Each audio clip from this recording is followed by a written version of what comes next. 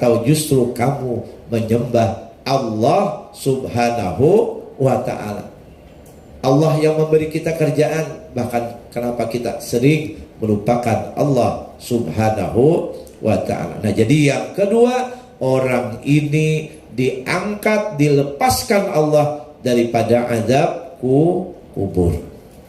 Padahal disebutkan tandanya orang yang imannya kuat itu adalah dia senang kalau dia diwafatkan Allah. Kita gimana, Pak? Tanya semuanya, termasuk Ustadz ya. Gimana Ustadz? Sudah siap? Belum. Betul ya? Belum. Kenapa? Karena kita merasa jauh sekali dengan Allah subhanahu wa ta'ala. Kita masih berusaha untuk mendekatkan diri kepada Allah. Kita berusaha untuk bertaubat kepada Allah subhanahu wa ta'ala. Tapi kalau orang yang sudah imannya kuat dengan Allah, dia meninggal, itu adalah suatu yang memang dikehendakinya. Tapi ya tidak mau minta ya Allah matikan saya, tidak.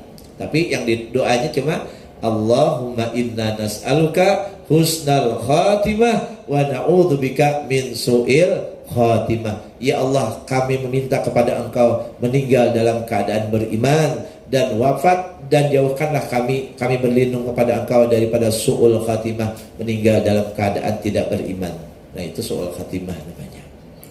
Jadi orang yang menjaga sholat 5 waktunya dengan baik, ini yang diberi oleh Allah subhanahu wa ta'ala. Yang keberapa tadi? Yang kedua, yaitu adalah dia dilepaskan daripada siksa kubur. Nah, yang pertama, hidupnya dimudahkan.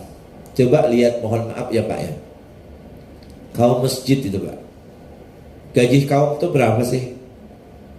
Paling banter 5 juta di Palangkaraya. Itu pun cuma masjid tertentu aja yang sanggup menggaji 5 juta. Karena memang masjid pribadi, orangnya orang kaya, itu 5 juta gaji kaumnya Pak. Kalau enggak 3 juta, kalau enggak di bawah itu. Tapi uniknya mereka itu kan menjaga sholat 5 waktu benar. Bahkan jadi penjaga gawangnya itu. Kalau enggak ada itu mungkin bala sudah turun di kampung tersebut. Kenapa? Masjid ada tapi enggak disolatin. Yang terjadi apa? Justru mereka punya cita-cita. Mereka pengen apa? Ya Allah, sering tuh kaum berdoa, Allahumma yassir lana ziyarata Makkah wal Madinah bibarakati Sayyidina Muhammadin sallallahu alaihi wasallam. Ya Allah, mudahkanlah kami untuk bisa berziarah ke Makkah dan Madinah dengan berkat Nabi-Mu Muhammad sallallahu alaihi wasallam. Jaga salat 5 waktu. Ternyata Pak, kaum lebih duluan umrah daripada kita. Pada gajinya banyakkan kita dari mereka. Betul apa tidak?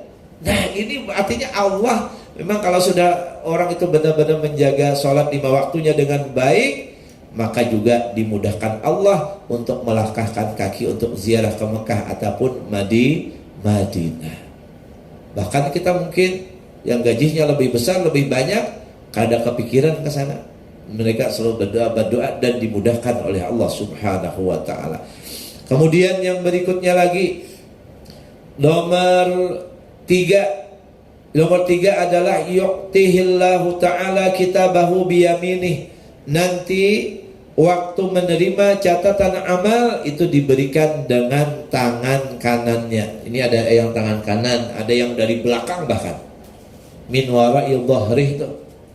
Nah, itu ada orang-orang yang seperti itu juga. Nah, ini nanti diberikan catatan amalnya dengan tangan kanan. Ini bertanda orang ini adalah orang yang diridhai, dirahmati oleh Allah subhanahu wa ta'ala.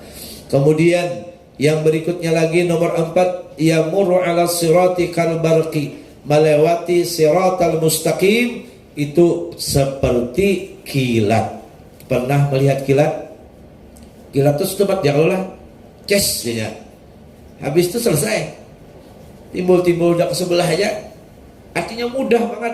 Orang berarti ini sholatnya benar-benar sholat yang luar biasa, dijaga betul ini. Kalau kita yang gini gimana? Sholatnya nanti aja gin, habis waktu baru sholat. Nanti aja gin, habis waktu kada sholat lagi. Udah akhirnya apa? Terbiasa nggak sholat. Akhirnya apa yang terjadi? Hati itu sudah mulai keras. Kalau hati kita sudah mulai keras, itu biasanya berat nanti untuk menerima kebenaran. Nah, kecuali memang dapat istilahnya yang teguran yang benar-benar dari Allah, itu baru bisa. Dulu ada orang Pak, dinasehatin sama orang tuanya itu tetap nakal, main judi itu biasa sudah. Akhirnya apa? Orang tuanya berdoa. Orang tuanya berdoa, ya Allah, berikanlah hidayahmu pada anakku walaupun dengan caramu. Akhirnya mohon maaf Pak, pas sakit yang luar biasa sampai mungkin bahasa kita udah mau menjelang ajal lah. Jadi sampai dia merasakan seakan-akan dia berada di dalam api neraka. Nah setelah itu rupanya disembuhkan oleh Allah dari sakitnya itu. Kemudian dia pun meminta maaf, minta ampun sama orang tuanya, dan dia itu bertobat kepada Allah. Sampai sekarang orangnya masih hidup dan baik orangnya. Nah, ini doa orang tua nih. Sejahat apapun anak, tapi doakanlah yang baik buat anak kita. Itu yang terjadi. Dapat hidayah walaupun sampai sakit yang seakan-akan membawa kepada kematian. Dia sampai merasakan bagai seakan-akan kayak dipanggang di dalam api neraka waktu dia yang komanya itu. Nah ini. Kemudian yang berikutnya lagi, orang yang menunaikan sholatnya, menjaga sholatnya dengan baik, yadkhulul jannata bi ghairi hisab, dimasukkan Allah Ta'ala ke dalam surga tanpa dihisab. Ini di awal nih. Ini biasanya di awal waktu. Kalaupun misalkan nggak di awal waktu juga, karena memang kesibukannya tidak bisa ditinggalkan. Setelah selesai dari kesibukan kita, segera jangan ditunda-tunda lagi sholat kita. Setuju ya? Mbak-mbaknya setuju ya? Kalau yang bapak-bapaknya biasanya cepat ya, cepat makan maksudnya. Cepat sholatnya. Kalau biasanya yang ibu-ibu kadang-kadang agak tertunda-tertunda biasanya ya, biasanya. Tapi kalau yang di sini kayaknya pakai jilbab semua nih, kayaknya nggak ada yang nunda-nunda nih. Pasti di awal waktu juga lah, insya Allah. Nah. Kemudian berikutnya, nah ini yang bahaya lagi, man tahawana, siapa yang menganggap enteng, meremehkan sholat. Anis sholati aqabahullahu bi khamsi asyarata uqubah. Allah Ta'ala siksa dia dengan 15 siksaan. 5 di dunia, 3 tatkala mau mati, 3 ketika berada di alam kubur, dan 3 tatkala dia keluar dari kubur nanti di padang mahsyar. Nah, coba kita lihat. Apa siksaan bagi orang yang menganggap remeh, mengenteng-entengkan sholat, apalagi yang kada sholat? Pertama, yaitu di dunia, 5 yang di dunia disebutkan oleh Nabi, tunza'ul barakah min umrihi, dicabut oleh Allah keberkahan daripada umurnya. Umurnya tua aja 50, 60, 70, tapi selama umur diberi oleh Allah tersebut, dia tidak ada keinginan hati untuk melakukan ibadah perintah Allah, yaitu perintah sholat itu. Berarti orang ini dicabut keberkahan umurnya. Ada juga orang lah ringan banget, kalau sudah dengar azan seneng, gembira. Nah itu berarti itu keberkahan umur itu luar biasa, berarti ada itu. Kerjanya jalan, tapi ibadah juga tetap jalan. Ini yang berberkah benar-benar. Dan umur ini kita nggak ada yang taunya, betul apa tidak? Nggak dikira. Kemarin beberapa hari yang lalu, 2 hari mungkin ya, itu di antara Tamrin sama Giobus itulah truk sama apa kemarin? Nah sepeda motor, bayangkan. Siapa yang tahu itu? Pada masih anak sekolahan itu. Dapatnya truk, innalillahi wa inna ilaihi rajiun. Umur kita nggak tahu. Nah oleh sebab itu di sini disebutkan kita hati-hati banget, jangan sampai keberkahan umur yang diberikan oleh Allah ini gara-gara kita menganggap remeh itu sholat, menunda-nunda sholat, yang terjadi adalah Allah Ta'ala tarik keberkahan umur atau diambil oleh Allah. Sehingga apa yang terjadi kalau sudah meninggal dunia akan terjadilah penyesalan. Kemudian yang kedua, masih waktu di dunia apa yang diberikan oleh Allah, siksaannya apa? Yang kedua adalah yaitu tumhasimas sholihin min wajhi, dihapuskan oleh Allah cahaya kesolehan di dalam dirinya. Adakah cahaya orang soleh itu? Ada. Apa cahayanya? Inya, hatinya gembira, senang selalu kalau ingin berbuat kebaikan, itu orang soleh. Tapi kalau misalkan dihapuskan oleh Allah Subhanahu wa Ta'ala, hati nggak kebuka sama sekali untuk berbuat baik. Nah, kalau buhan pian ini alhamdulillah, syukur badal. Nah, semuanya ini diperlihatkan oleh Allah cahaya kebaikan kesalehan di dalam diri itu.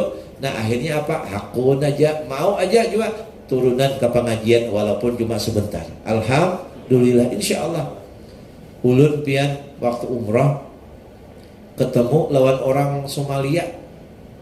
Orang Somalia itu kan hitam orangnya kelap, tapi walaupun hitam senang ulun. Kenapa yuk? Karena cahaya soal kesalehan itu ada. Jadi seakan-akan hitamnya hilang, tapi baiknya yang ada. Hitam itu kan cuma masalah kulit aja, tapi kesalehan itu luar biasa. Tapi ada orang putih bersih segala macam, tapi tidak terlihat di wajahnya kesalehan. Kenapa? Karena dia menganggap remeh, menganggap enteng tentang sholat ini. Nah, jadi ini penting ya. Jadi nomor 2, kalau kita menganggap remeh sholat itu, yang kedua Allah Ta'ala hapus kesalehan di wajah kita. Artinya orang tuh ada hati untuk berbuat kebaikan. Nomor 3, ini yang paling kita takutkan. Kullu amalin ya'maluhu la ya'jurhullahu alaih. Setiap kebaikan yang dia lakukan tidak diberi Allah Ta'ala pahala. Ini pengajian ini kebaikan enggak? Kebaikan. Kalau kita ada sholat, maka enggak ada pahalanya. Kemudian kita bersedekah, mohon maaf, kebaikan apa tidak? Kebaikan. Kalau kita enggak sholat, enggak ada pahalanya. Haji, kebaikan apa tidak? Kebaikan. Kita laksanakan, tapi kalau kita nggak sholat, ini Nabi menyampaikan kada diberi oleh Allah Ta'ala pahala dari seluruh amalnya. Kenapa? Karena sholat itu adalah awal-awal yang dihisab. Kata Nabi, inna awwala ma yuhasabu bihil abdi min amali yaumal qiyamah sholatu. Sesungguhnya paling awal dihisab daripada amalan seorang hamba di hari kiamat bukan puasa, bukan haji, bukan sedekah, tapi sholatnya. Jika sholatnya bagus, maka yang lain nanti insya Allah akan mengikuti bagus. Jika sholatnya buruk, yang lain juga akan mengikuti buruk. Nah, kuncinya di sholat ini. Makanya dahulu mohon maaf orang tua kita, walaupun mungkin anaknya sekolah di pondok, setelah kuliah orang tuanya bilang, nah ingat ya pesan mama, nah ingat pesan ibu, jangan tinggalkan sholat itu di mana aja. Insya Allah kalau ini kita jaga betul, dimudahkan semuanya oleh Allah Subhanahu wa Ta'ala. Nah, kemudian yang berikutnya lagi adalah, yaitu nomor 4, ini masih siksaan di dunia ya. La yurfa'u lahu du'a'u ila sama, doanya kada sampai ke langit, artinya kada diijabah Allah. Nomor 5, dia tidak mendapatkan bahagian doa-doanya orang soleh. Nah, ya kan? Kita di dalam sholat ada bacaan apa? Waktu tahiyat akhir, tahiyat tuh apa? Assalamu alaina wa ala ibadillahis sholihin. Kada dapat. Atau kita habis sholat, Allahumma ighfir lana dzunubana, wa ya Allah ampunilah dosa kami, dosa kedua orang tua kami, dosa kaum muslimin muslimat, mukminin mukminat. Nih nggak dapat itu orang yang nggak sholat. Tapi orang yang sholat walaupun dia dosanya berjimun segala macam, itu juga akan mendapatkan doa-doa daripada orang yang soleh. Nah, kalau mau nggak dapat bahagian daripada doanya orang yang soleh, tuh silahkan tinggalkan sholat. Apalagi meninggalkan, nah artinya anggap remeh, jangan. Nah, kemudian yang berikutnya lagi adalah, adapun siksaan yang diberikan Allah kepada orang yang menganggap remeh sholat waktu mau meninggal dunia, yamutu dzalilan, meninggal dia dalam keadaan hina, meninggal dia dalam keadaan su'ul khatimah. Sering ini orang-orang yang kada sholat ini waktu meninggal dunia, kalau dia nggak bertobat, itu meninggalnya su'ul khatimah. Kemudian yang kedua, masih waktu meninggal, yamutu ja'ian, meninggal dalam keadaan bersangatan kelaparan. Kemudian yang ketiga adalah yaitu bersangatan kehausan. Ujar Nabi, andai kata seluruh air yang ada di lautan diminumkan kepadanya, niscaya dia masih merasa kehausan. Nah, kemudian yang berikutnya lagi adalah yaitu tatkala berada di alam kubur. Nah, di sini disebutkan yang pertama, Allah Ta'ala sempitkan kuburnya sehingga berselisih tulang rusuknya. Bayangkan digeprek kan namanya, dipres, brak gitu.